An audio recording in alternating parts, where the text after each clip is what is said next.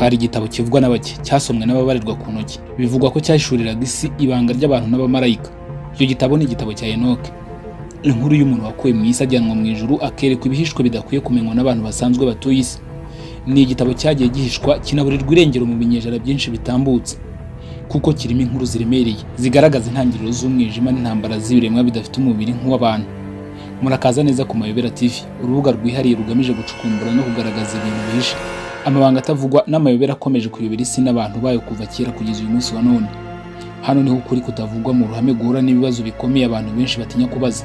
Dusesengura mu buryo bwimbitse ibyabaye n'ibikibera mu isi, tugatanga umucyo ku bintu by'amarenga, ibihishwe n'amateka ndetse n'ibimenyetso by'amayobera bikigaragara mu buzima bwa muntu. Wicikwa n'amabanga, amayobera n'ibitavugwaho rumwe tubagezaho muri buri kiganiro tubategurira kuri iyi sheni yacu kandi yanyu. Muri make, aha niho honyine wasanga ibintu bidasanzwe utapfa kumva ahandi. Icyo bigusaba rero ni ugukanda subscribe ndetse no gukanda ku nzogera kugira ngo ubone amakuru mashya mbere y'abandi. Niba kandi hari amayobera akomeje kugucanga nawe, yadusangize mu gice cy'ibitekerezo cyangwa se comment, natwe tuzagaruke tukubwira ibicanganye kurushaho n'uburyo wabyitwaramo. Kandi niba wakunze ibiganiro by'amayobera, ibuka kubisangiza inshuti n'abavandimwe kugira ngo twaguke kurusha uko tumeze uyu munsi wa none. Njye ndimugira abanga ati umucukumbuzi w'ibihishwe n'amayobera atavugwaho rumwe. Mbahaye ikaze muri uru rugendo.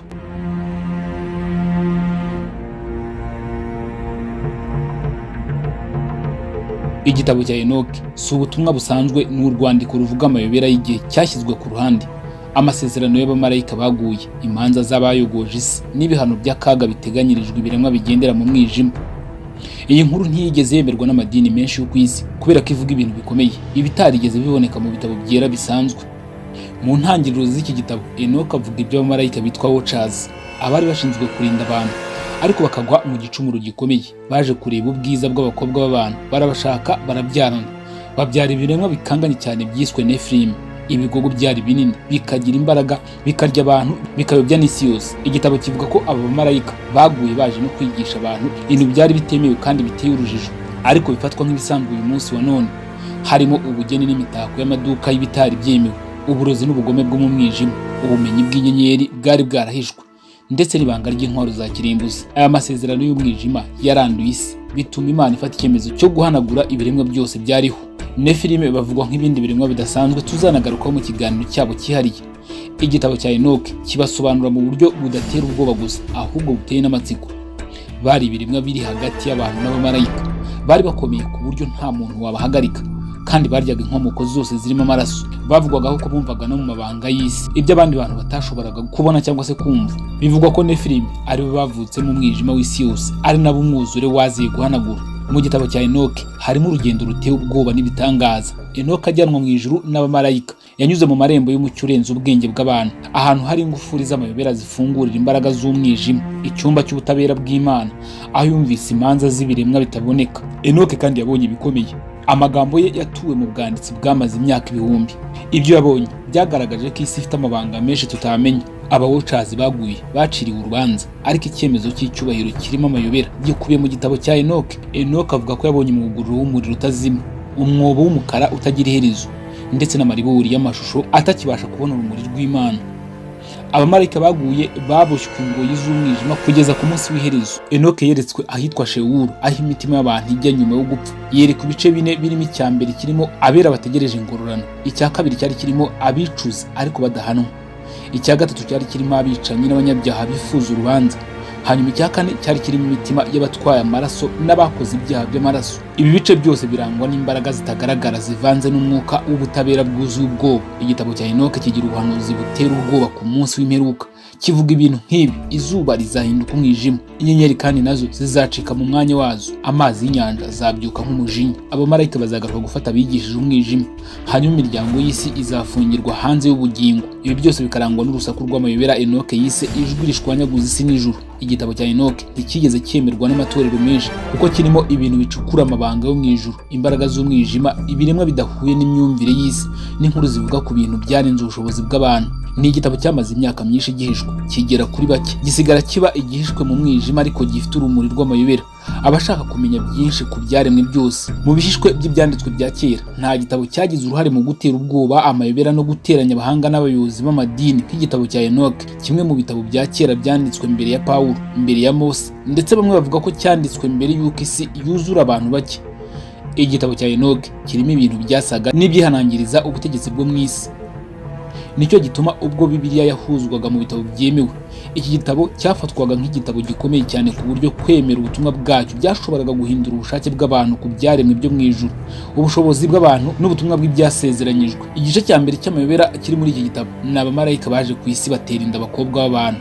Ibi byabaye gute? Igitabo cya Enoch kibisobanura kivuga ko ibintu Bibiliya ivuga mu magambo make, mu gihe cyo kibirambura mu buryo bwimbitse, buteye ubwoba kandi bukanganye. Mu byo Enoch yigishijwe n'abamarayika bari bafungiwe muri gereza yo mu mwijima igihe cyose, harimo ubumenyi bw'ibanga bw'intwaro, amayobera y'imbaraga z'ikirere, imiti, uburozi n'amayobera atavugwaho rumwe. Ibintu byafatwaga nk'ibishobora gutuma abantu bashyira Imana ku ruhande. Abayobozi b'amadini ya kera babonaga ko iki gitabo gitanga ibisobanuro birambuye ku biremwa by'ikirenga Bibiliya itavugaho neza, gishyira kandi abamarayika mu ruhande rw'abantu, kikaberekana nk'abatandukira, bityo kikaba gishobora kohereza ubutumwa buri hejuru y'ubuyobozi bw'itorero. Icyo kintu cyonyine cyari gihagije kugira ngo bagikure mu byanditswe byera. Icya kabiri ni amayobera y'umucamanza w'ikirenga, umwana w'umuntu. Igitabo cya Enoch nicyo gitabo cya mbere kimenyerewe cyakoresheje ijambo umwana w'umuntu mu buryo buhambaye. Ryatangiye kera mbere ya Yesu, rivuga ko uzitwa umwana w'umuntu ari umucamanza w'iminsi ya nyuma. Rivuga ko azicara ku ntebe y'ikirenga akajya acira imanza abamarayika n'abantu. Rivuga kandi ko azayoborwa n'umwuka w'Imana, afite imbaraga zo kuvana abateshwa mu isi. Iki gice cyavutsemo umwuka w'impaka ukomeye cyane, kuko kigaragaza umuntu ufite imiterere y'Imana mbere ya Yesu kuboneka ku isi. Gishobora kandi gutera urujijo mu nyigisho z'amatorero yaje nyuma. Bigaragaza ko hari ubuhanuzi bw'ibanga bwari bufitwe n'isanzure imbere y'Imana gutangaza isezerano rya Yesu. Ibi byose byari amabanga adashobora gushyirwa mu gitabo cya rubanda. Icya gatatu ni amayobera y'uburiganya bw'abamarayika n'impamvu Imana yahannye isi. Enoch atubwira ibintu bikomeye cyane ku mpamvu umwuzure wa Nowa watejwe n'ubugome bw'abamarayika batandukiriye ku migambi y'Imana.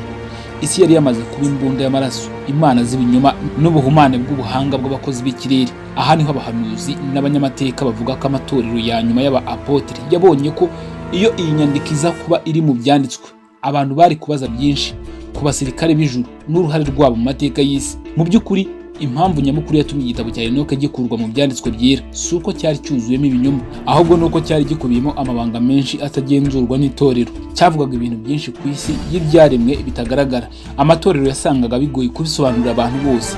Cyashoboraga kandi guhindura uko abantu batekereza ku Mana, abamarayika n'umugambi w'ubuhanuzi. Ku bw'iyo mpamvu kizwi nk'igitabo cy'ibanga cyarutaga ubushobozi bwa Kiliziya bwo kugenzura inyigisho zacyo. Niyo mpamvu kugeza n'uyu munsi iki gitabo cyakomeje kuba igitabo cy'ibanga, cyemerwa gusa nabo mu idini rya Ethiopian Orthodox Tewahedo, kandi cyashimishije abanyabyumviro, abashakashatsi n'abazunguzi b'ibanga bo mu isi yose.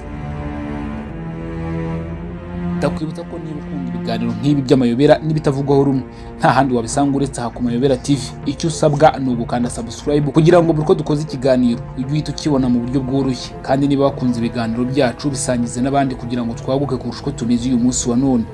Njye ndi Mugira Bangati nk'ibisanzwe, ndabashimiye.